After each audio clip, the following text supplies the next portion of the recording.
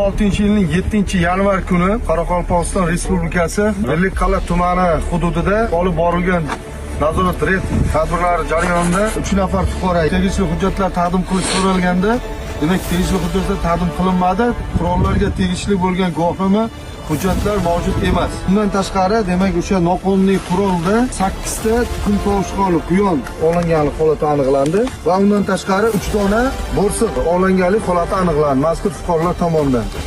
Ushbu holat demak sodir etilishi natijasida materiallar hujjatlar tayinlanadi. Qurollar qonuniyligi bo'yicha o'rganish va qo'shimcha surishtiruv olib borish maqsadida tegishli tartibda ichki ishlar organlariga yuborish lozim bo'ladi.